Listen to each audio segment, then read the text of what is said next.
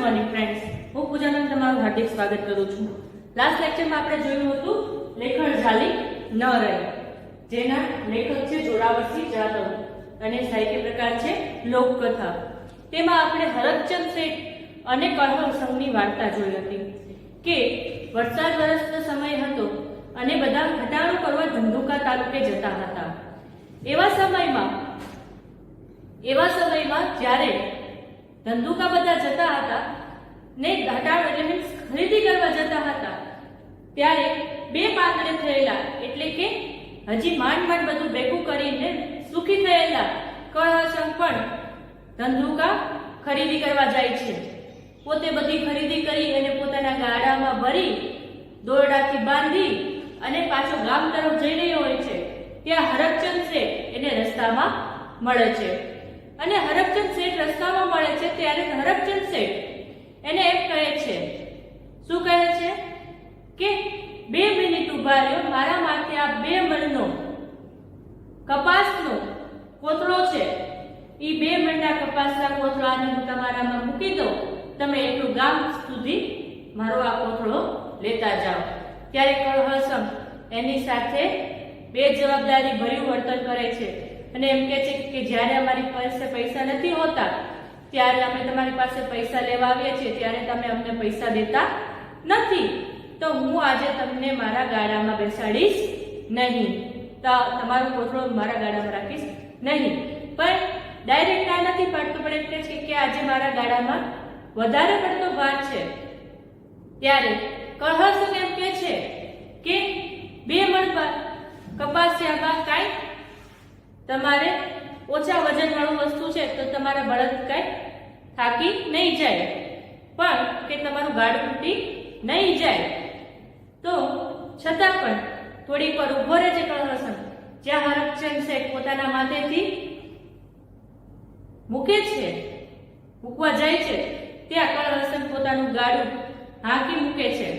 ત્યારે હરકચંદ શેઠ એને રાડ પાડીને કહે છે કે એ કળહળ સંઘ ભાઈ, ઘડીક વાર બળદ તાણી ઝાલ્યા રાખો ને.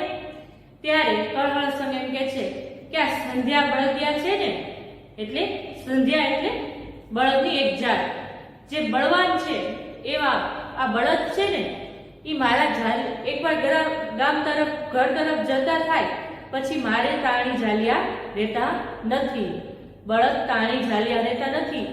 આ વસ્તુ હરકચંદ શેઠના મગજમાં ઘર કરી જાય છે, એના મગજમાં ફિટ થઈ જાય છે કે આ કળહળ સંઘે મારી સાથે નરાતે દંડાઈ કરી છે, એટલે કે બેજવાબદારી પૂર્વકનું વર્તન કર્યું છે. મને સમય મળશે ત્યારે હું પણ એને દેખાડી દઈશ કે આજે એને મારી સાથે જેવું વર્તન કર્યું ત્યારે હું પણ એની સાથે એવું વર્તન કરીશ. લાસ્ટ લેક્ચરમાં આપણે અહીં સુધી જોયું હતું. હવે આપણે જોવાનું છે કે હરકચંદ શેઠ એની સાથે કેવી રીતે બદલો લેશે, એ આપણે હવે જોવાનું છે. અને એ જોવામાં આપણે એ પણ જોવાનું છે કે કળહળ સંઘ અને હરકચંદ શેઠને બંનેને આ વાતનો પસ્તાવો થાય છે. એ કેવી રીતે પસ્તાવો થાય છે? એવામાં કુદરતને કરવું તે કળહળ સંઘના બાપુ ગુજરી ગયા. ગામમાં કોઈ ભણેલું ના મળે, કોઈનો કાગળ આવ્યો હોય તો હરકચંદની હાટે વચાવવા જવું પડતું. હવે આ વાતને કેટલા વર્ષ વીતી ગયા હતા? ઘણા વર્ષ વીતી ગયા હતા. 1 વર્ષ જેવું વીતી ગયું હતું. તો એમાં પણ હજી હરકચંદ શેઠના મગજમાં એ વાત ઘર કરેલી હતી, ભૂલા ન હતા. છતાં પણ હવે એવામાં એવું થયું કે કળહળ સંઘના બાપુનું ગુજરી ગયા હતા. હવે ગામમાં કોઈ ભણેલું નહીં, હરકચંદ શેઠ એક જ ભણેલા. તો હવે ગામમાં પણ કોઈ એમના કાગળ આવે તો હરકચંદ શેઠની દુકાને વચાવવા જવું પડતું.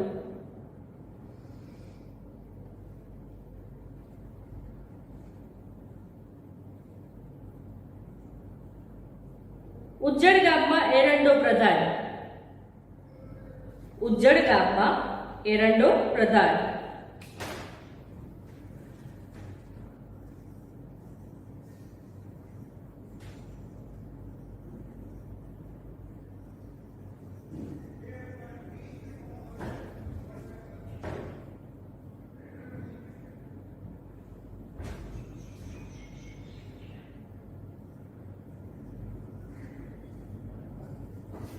ઉજ્જડ ગામમાં એરંડો પ્રદાન, તો એનો અર્થ થાય છે કે બહુ સારી વસ્તુ ન મળે ત્યારે ઓછી ખરાબ પણ સારી ગણાય.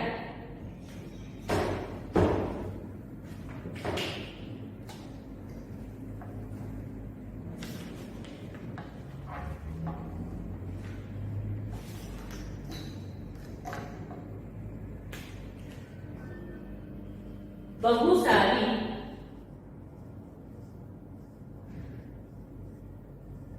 વસ્તુ ન મળે ત્યારે બહુ સારી વસ્તુ ન મળે ત્યારે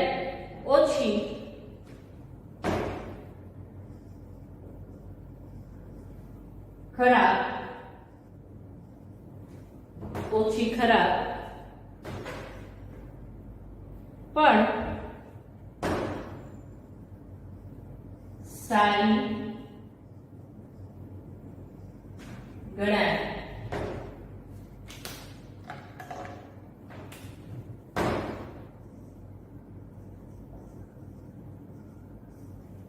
ઉજ્જડ ગામમાં એરંડો પ્રધાન એટલે કે બહુ સારી વસ્તુ ન મળે ત્યારે ઓછી ખરાબ પણ સારી ગણાય. હવે આખા ગામમાં કોઈને વાંચતા જ નહોતું આવડતું, ત્યારે હરકચંદ શેઠને વાંચતા આવડતું હતું, એટલે બધાએ કોની પાસે જવું પડતું હતું? હરકચંદ શેઠ પાસે જવું પડતું હતું. ગામ આખું અંગૂઠા છાપ. અંગૂઠા છાપ એટલે અભણ, જે એક શબ્દ પણ ભણ્યા ન હોય એવા. આખું ગામ અંગૂઠા છાપ એટલે હરકચંદનો ભાવ પૂછાય, એટલે બધાએ કમ્પલસરી હરકચંદ શેઠ પાસે જવું પડે અને એને આજીજી કરવી પડે કે મને આ પત્ર વાંચી દો. કોઈના દસ્તાવેજ લખવા હોય, ખાતું પાડવું હોય કે સારા ભલા અવસરે કંકોત્રી લખવી હોય કે માઠા પ્રસંગે કાગળ લખવા હોય તો હરકચંદ શરમના માર્યા કામ કરી દેતા હતા.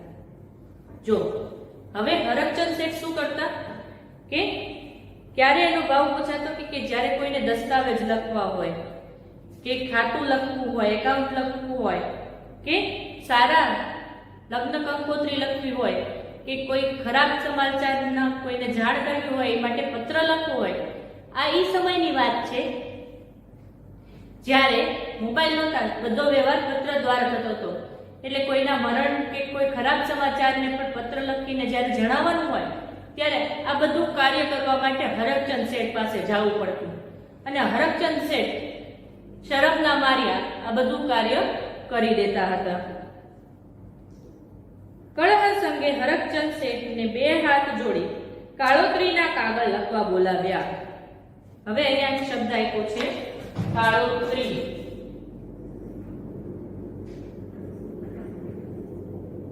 એટલે મરણના સમાચાર.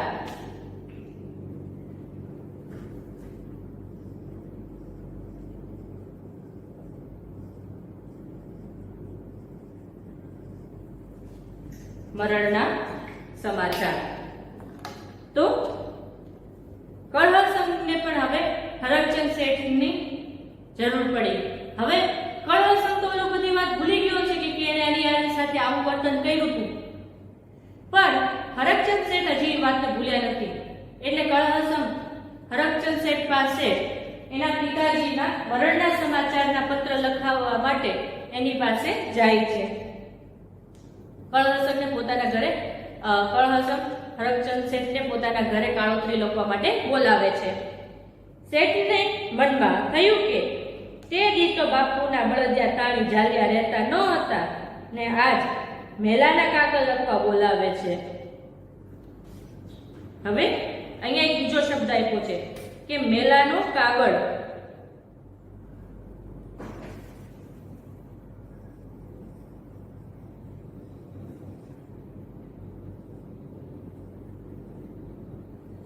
એટલે પણ એનો પણ એવું થાય છે કે મરણના સમાચાર નો કાગળ.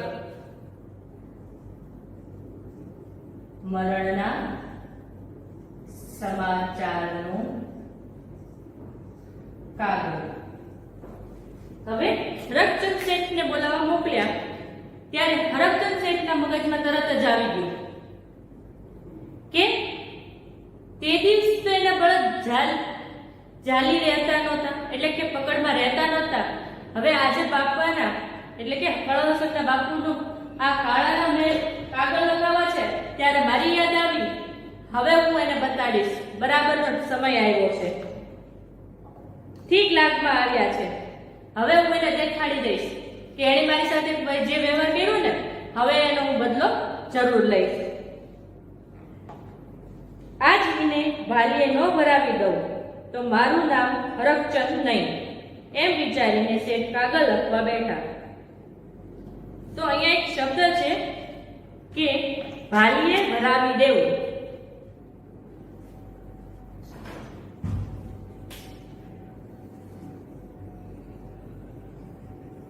ભાલીએ ભરાવી દેવું.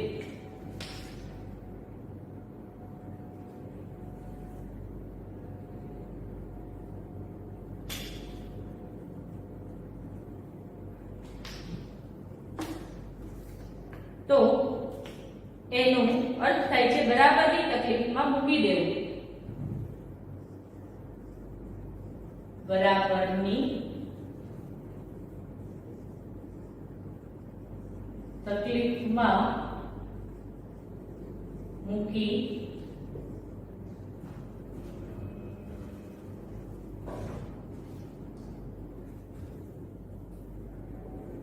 દેવું. બરાબરની તકલીફમાં મૂકી દેવું.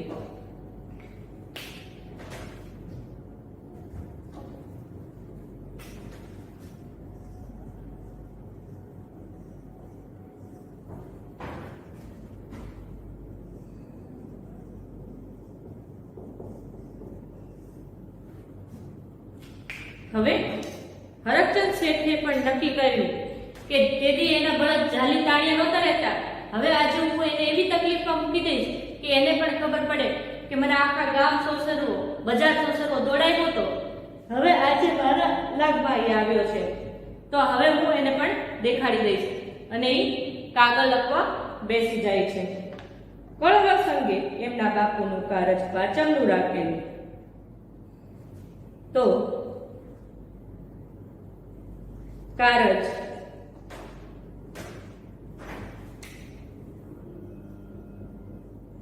આપણે જે 12મું કહીએ ને, મરણ પછી જે 12મું, એને કારજ કહેવાય. કે મરણ પછી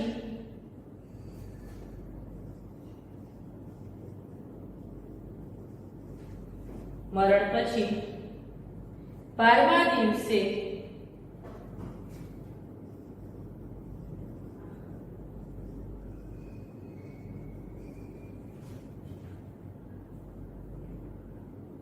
થતી વિધિ.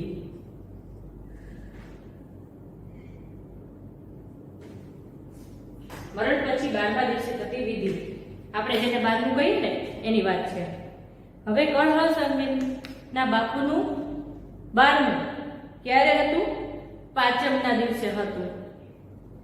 શેઠિયાએ થોડાક કાગળમાં પાંચમના, થોડાક છઠના, થોડાક સાતમના, આઠમ, નોમના તથા થોડા દસમના 11ની તિથિના લખીને જવા દીધા. હવે જો આપણે ભણેલા ન હોઈએ તો આપણી સાથે કેવી વસ્તુ થઈ જાય એ આપણને ખબર હોતી નથી. આપણે પણ અત્યારના ભણેલા હોઈએ છીએ છતાં પણ આપણી સાથે કેટલા ફ્રોડ થઈ જાય છે એ આપણને ખબર હોતી નથી. આપણને ખબર નથી હોતી કે ઘણા જણ હજી મોબાઈલમાં એટલું બધું નથી જાણતા હોતા.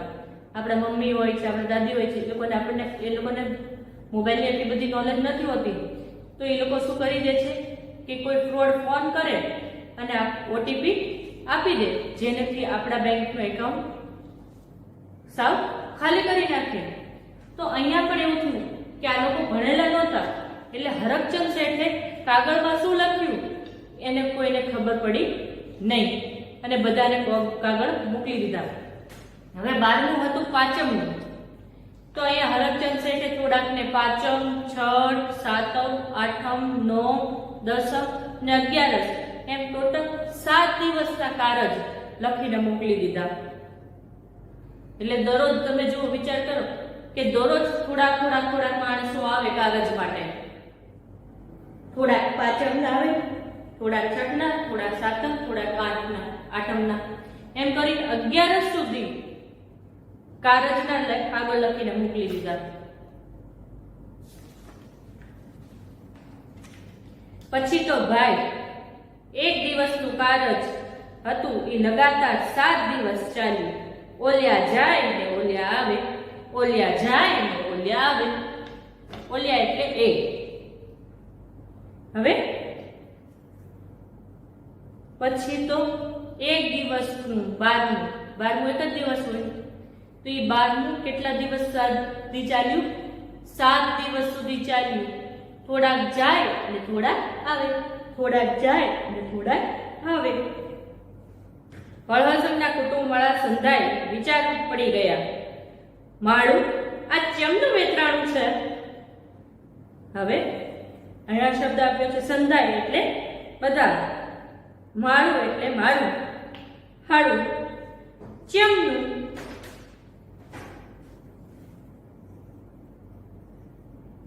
ચમ એટલે કેમ. પછી શબ્દ આપ્યો છે વેતરાણું.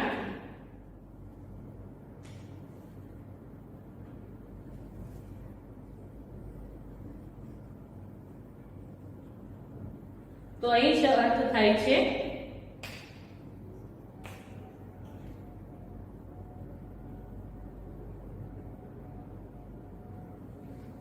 ઊંધું થવું.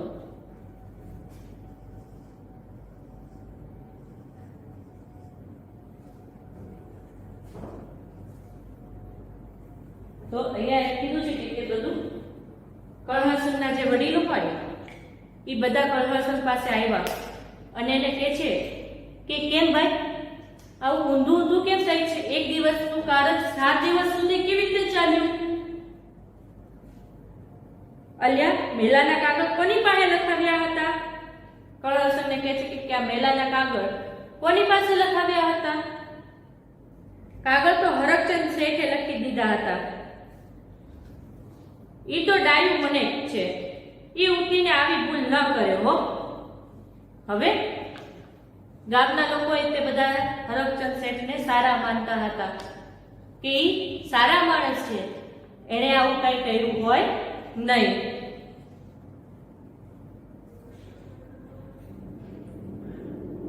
શેઠિયાને બોલાવીને પૂછો તો ખબર પડે ને. આ તો ખમતીધર ખોરડું છે, પણ કોઈ મોળા પાતળા માણનું ખોરડું હોય તો ખેતર વેચવાના વારો આવે કે બીજું કઈ. તો અહીંયા એક શબ્દ આવ્યો છે કે મને એટલે માણસ, ખમતીધર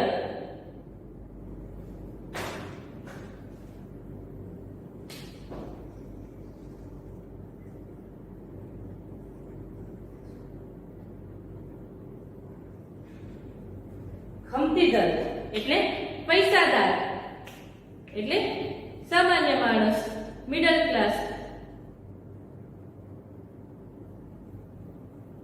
સદ્ધર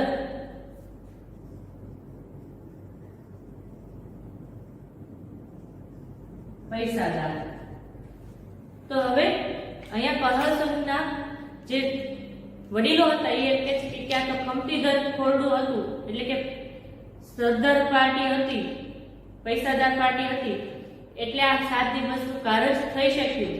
નહીતર આવી રીતે કોઈ કારજના કાગળ લખે 7 દિવસ સુધી કારજ ચાલે તો જે કોઈ સામાન્ય માણસ હોય કે ગરીબ ઘરનું માણસ હોય તો એને તો ખેતર વેચીને પણ આ બધાને સાચવવા પડે કે ખેતર વેચવાના વારા આવે, બીજું કઈ.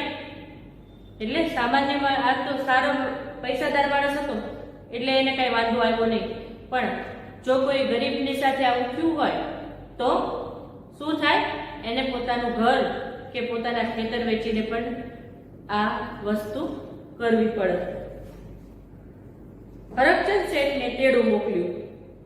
હરકચંદ શેઠને બોલાવા મોકલ્યા. હાથમાં તોતિયાનો છેડો ઝાલી, કાને લાંબી લેખણ ખોસી, માથે રાતાળી પંચાળી પાઘડી અને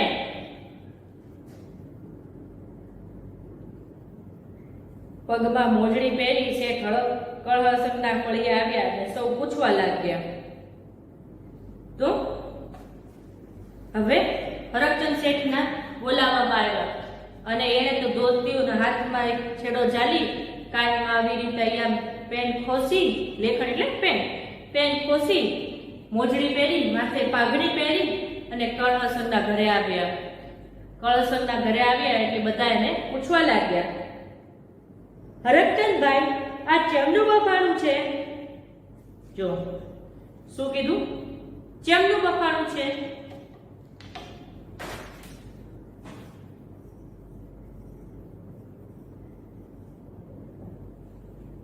એટલે કે ખોટું.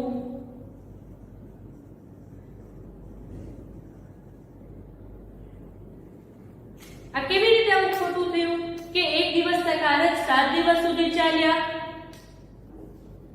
શેઠે ઠાવકું મોં કરી માંડીને વાત કરી.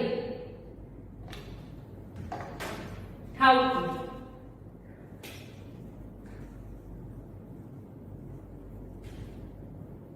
એટલે ગંભીરતા વાળું, ગંભીર.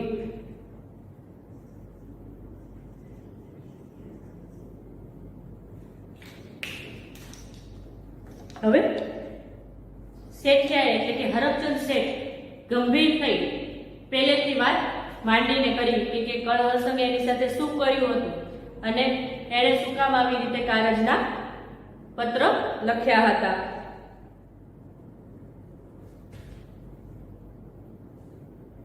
સાંભળો ભાઈઓ, વરદી મોર્યની વાત છે. કળહસંગ ભાઈએ ધંધુકે હટાણું કરી ગાડું લઈને ગામમાં આવતા હતા. એ વખતે બજાર સોસરોનું કપાસિયાનો કોથળો લઈ એમના ગાડામાં મૂકવા ગયો. તે એમના પાણિયાળા સંધ્યા પડદો ચાલ્યા નહોતા રહ્યા. એમને એમના બાપુના કારજ ટાણે કાગળ લખતા મારી લેખણ જાલી ન રહી. બહુ તાણી જાલી ખમ માને તો ને. હવે જો, હવે એને બધાને વાત કરી. શું વાત કરી? કે વર્ષથી પહેલાની વાત છે કે કળહસંગ હટાણું કરવા માટે ધંધુકા ગયો હતો અને હટાણું કરી અને પાછો આવતો હતો ત્યારે મેં એને કીધું કે મારું આ એક બાજકું લેતો જા. અને જ્યાં હું ઈ ગાડા પાસે પહોંચ્યો ત્યાં જ એણે ગાડું ફાંકી મૂક્યું અને ત્યારે એણે એમ કીધું હતું કે મારા બળદ ઝાલ્યા રહેતા નથી. તો આ સમયે જ્યારે હું કારજના કાગળ લખવા બેઠા ત્યારે મારી લેખન પણ ઝાલી ન રહી. મેં બહુ ઝાલી, કીધું ઊભી રહે, પણ ઊભી રહી નહીં. એ માને તો ને. વાત ડાયા અનુભવીએ કહ્યું. હરકચંદ શેઠ, મૃત્યુ તો વહેલું મોડું સૌ કોઈને આવવાનું છે. હવે અહીં શું કે છે? કોઈક વૃદ્ધ વડીલ સમજુ માણસ હોય એને હરકચંદ શેઠને કીધું કે જેનું જીવન છે એનું મૃત્યુ નિશ્ચિત છે. આજકાલ નહીં, ગમે ત્યારે ગમે તેનું મૃત્યુ થઈ શકે છે. પણ મોતનો મલાજો જાળવવામાં આપણી માણસાઈ છે.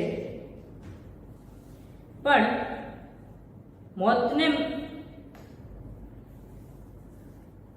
મોતનો મલાજો જાળવવામાં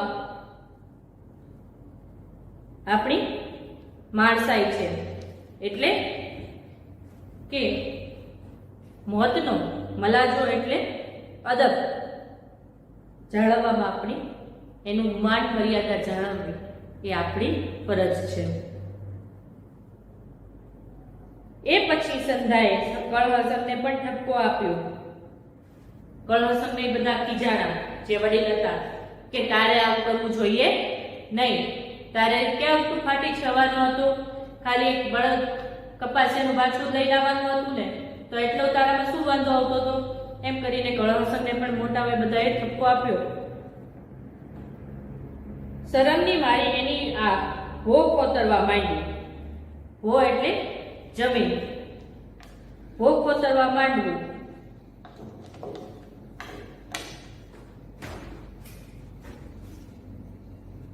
ભો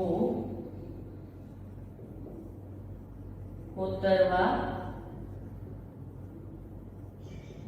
માંડવું એટલે શું થાય કે નીચું જોઈ ઊભા રહી જવું. નીચે જોઈ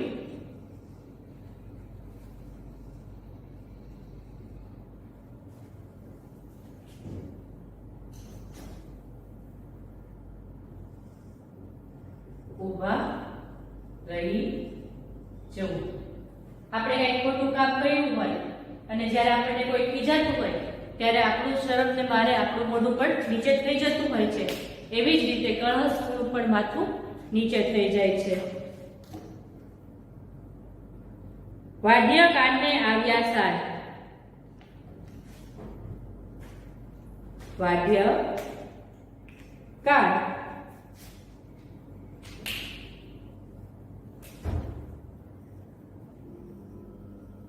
વાઢ્ય કાન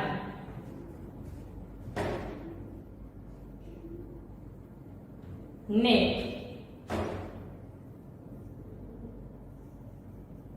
આવ્યા સાર. વાઢ્ય કાન ને આવ્યા સાર. અનુભવે બધું સમજાય. અનુભવે બધું સમજાય.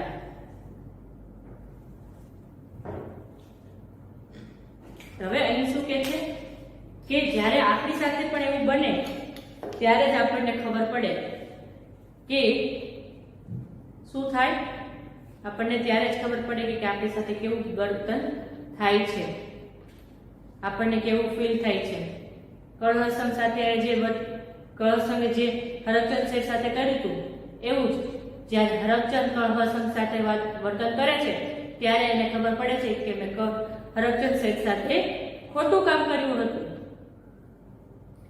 તે દીથી કળહસનનું અકલનું તાળું ઉઘડી ગયું. અકલનું તાળું ઉઘડ્યું.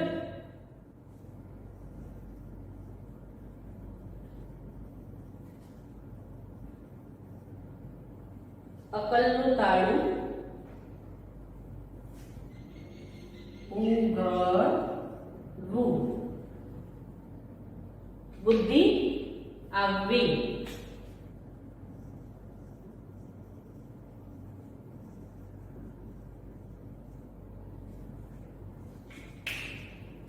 બુદ્ધિ આવવી. તે દીથી કળહસનની અકલનું તાળું ઉઘડી ગયું કે એને ખબર પડી ગઈ કે હવે મારે શું કરવું જોઈએ. આવું કોઈ દિવસ કોઈની સાથે કરવું જોઈએ નહીં. માણસની મદદ કરવી જોઈએ એવું એને ખબર પડી ગઈ. આજની ઘડીને કાલનો દી. હવે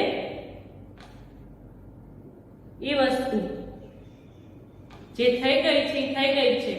હવે આ વસ્તુ રિપીટ નહીં થાય એનું કળહસન ધ્યાન રાખશે.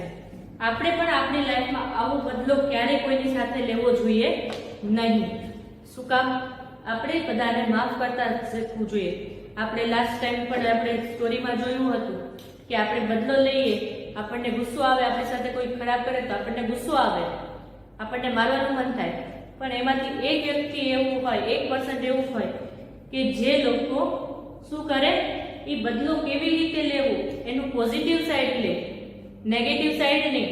અહીંયા હરકચંદ શેઠે એની નેગેટિવ સાઈડ લીધી કે એણે કેવી રીતે બદલો લીધો.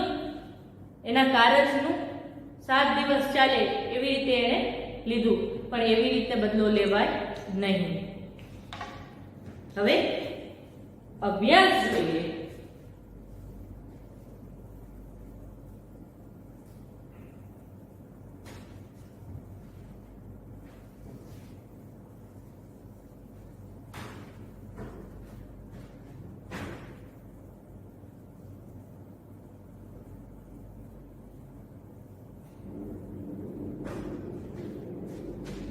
અભ્યાસ જોઈએ.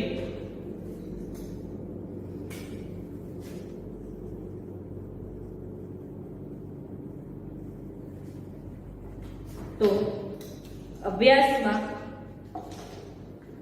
કપાળમાં ઉગે વાળ તો ભાલમાં ઉગે ઝાડ. આ પંક્તિ શું કહે છે? રૂઢિપ્રયોગ, કહેવત, વિચાર વિસ્તાર કે કવિતા? શું છે આ? કહેવત. ઓપ્શન ખ. કળવસમ ગાડું જોડી ધંધુકા શું કરવા ગયા હતા? હટાડું કરવા, ફરવા, ગામ જોવા, ગોળ લેવા. તો હટાડું કરવા. લેખક જાલી નો રહી, લેખણ જાલી નો રહી. પાઠના લેખકનું નામ જણાવો. શું છે? જોરાવરસિંહ જાદવ. હવે બીજો પ્રશ્ન છે, પાગડીપને કયા બે પ્રદેશો પથરાયેલા છે? હું સીધા આન્સર લખું છું.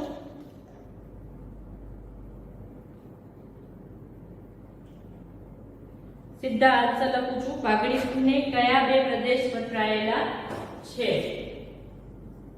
તો એનો જવાબ છે ગુજરાત અને સૌરાષ્ટ્રના સીમાડાને અડીને ગુજરાત અને સૌરાષ્ટ્રના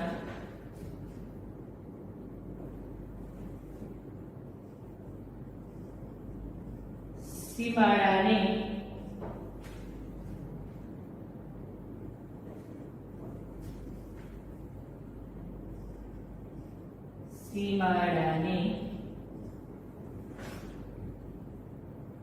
અડીને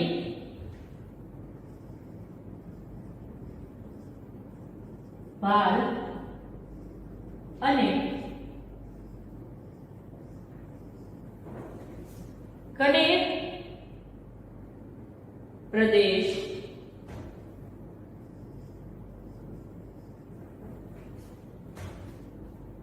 ગુજરાત અને સૌરાષ્ટ્રના સીમાડાને અડીને ભાલ અને કનેર પ્રદેશ પાગડીપને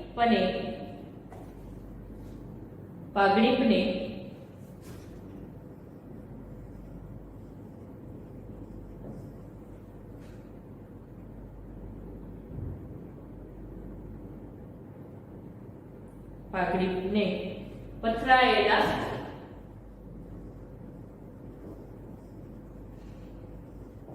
છે. બીજો પ્રશ્ન, હરખચંદે મણેક કપાસિયા શા માટે લીધા હતા? તો એનો જવાબ છે હરખચંદ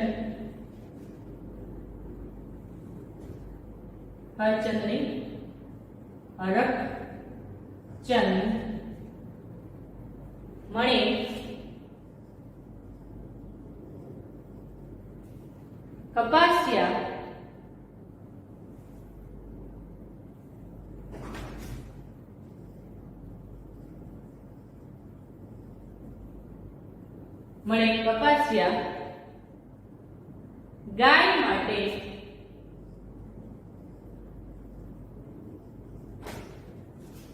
માટે ખરીદ્યા હતા.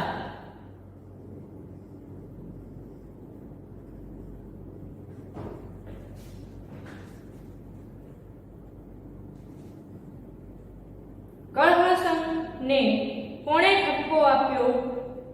કળહળસંઘને કોણે ઠપકો આપ્યો?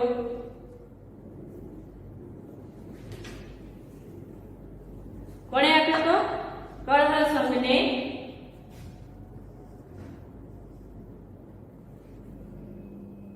કહળ સંઘે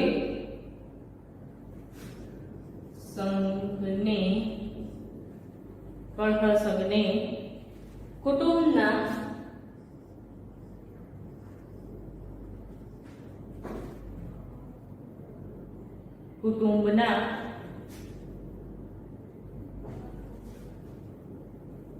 સૌએ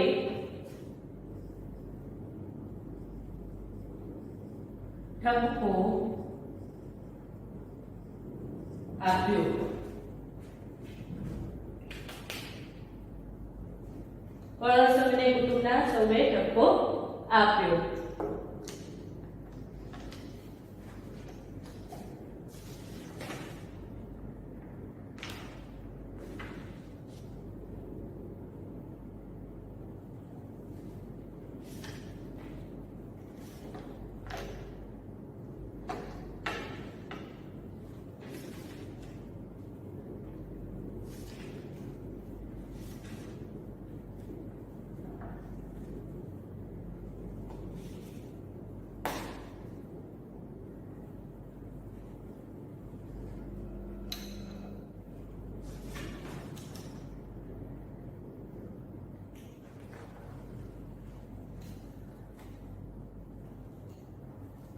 ગામના લોકો ખેતી અને વપરાશની વસ્તુઓની ખરીદી એક સામટી કેમ કરતા હતા?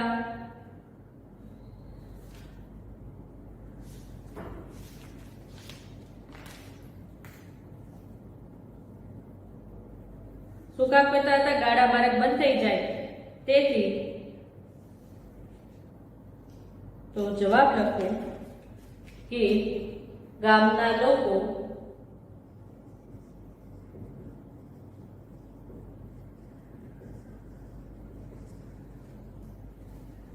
ખેતી અને ઘર વપરાશની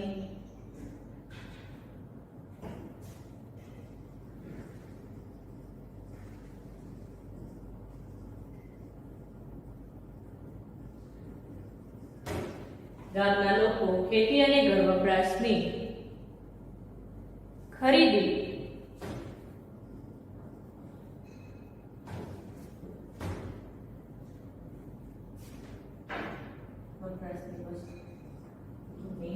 ખરીદી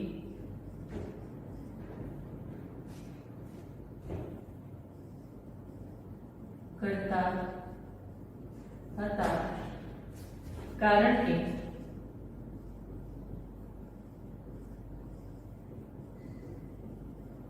ચોમાસામાં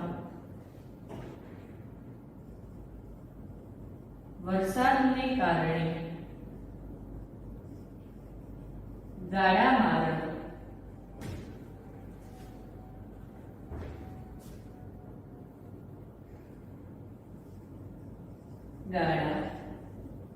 માર્ગ બંધ થઈ જતો.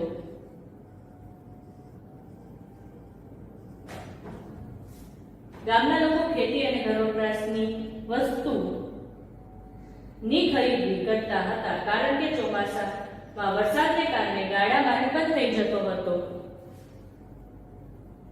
તેથી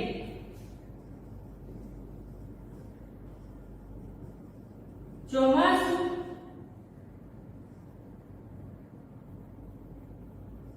શરૂ થાય તે પહેલા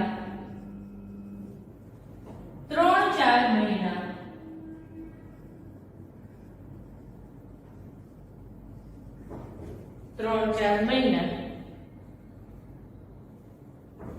ચાલે તેટલી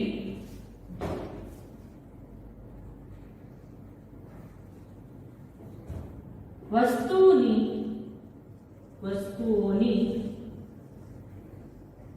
ખરીદી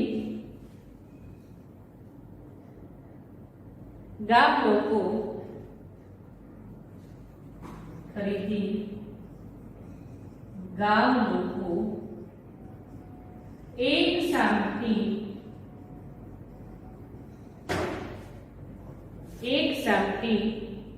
કરી લેતા.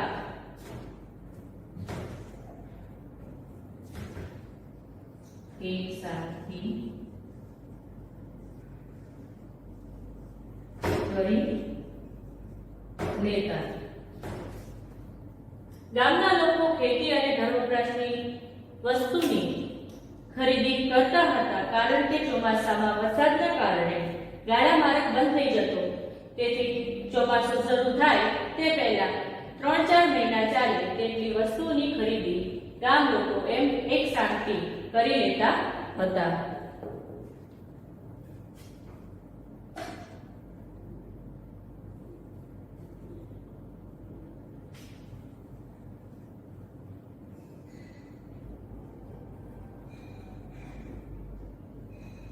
બીજો પ્રશ્ન છે કળહ સંઘે કઈ કઈ વસ્તુની ખરીદી કરી?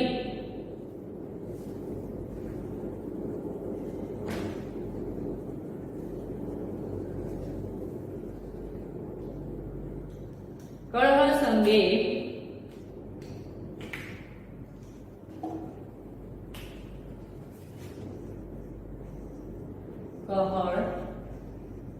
સંગે સુલેમાનની કળહ સંગે સુલેમાન ઘાંચીની ઘાણીએથી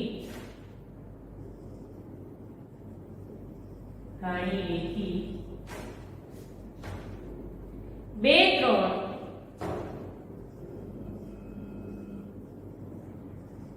ડબ્બા તલના તેલના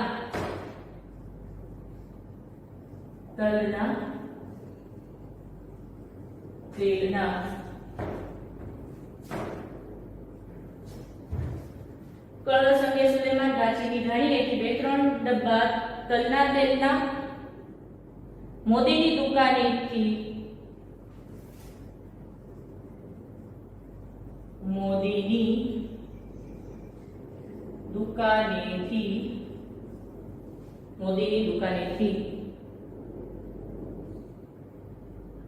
ગોળની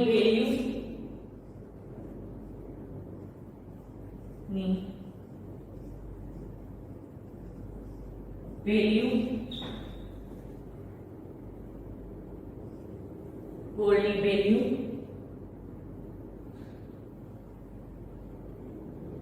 દાળ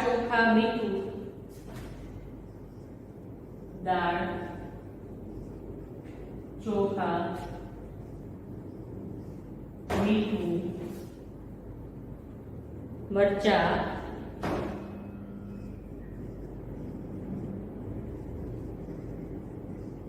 લસણ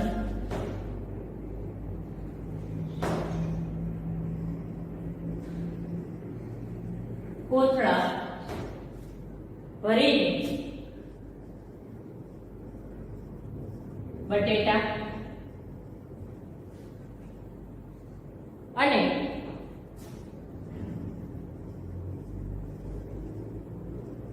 ડુંગળીની ખરીદી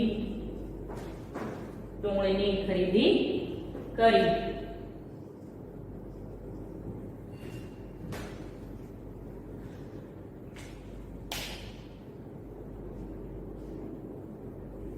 તો બે પ્રશ્ન થઈ ગયા.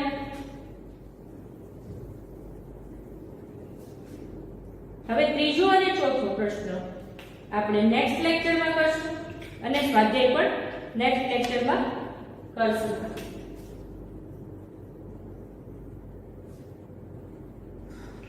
બરાબર છે? તો હોમવર્કમાં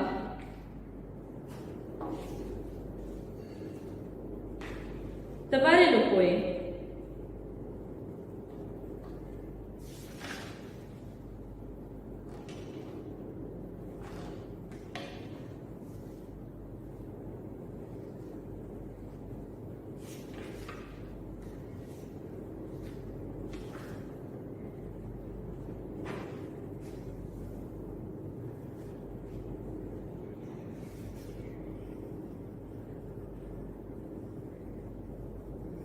અભ્યાસમાં પ્રશ્ન નંબર 2 અને 3 માં પહેલો અને બીજો. અભ્યાસમાં પ્રશ્ન નંબર 2 અને 3 માં પહેલો અને બીજો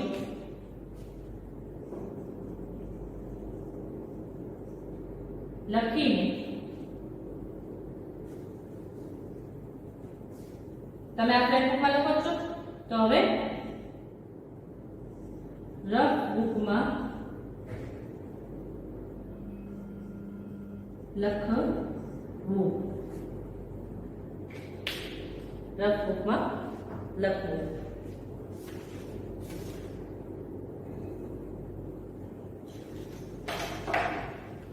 તો અભ્યાસ પ્રશ્ન નંબર 2 એટલે કે એક એક વાક્યના પ્રશ્ન અને બીજો અને ત્રીજો, એટલે આ બીજો અને અહીંયા પહેલો લખાવ્યો, બીજો ત્રીજા પ્રશ્નમાં પહેલો અને બીજો, પહેલો લખાવ્યો અને બીજો લખાવ્યો એ તમારે બીજી વાર એકવાર રફ બુકમાં લખીને હોમવર્કમાં મોકલવાનું છે. હજી આપણે ત્રીજા લેક્ચરમાં આપણે આ અભ્યાસ અને સ્વાધ્યાય પૂર્ણ કરશું. ત્યાં સુધી good bye, have a nice day.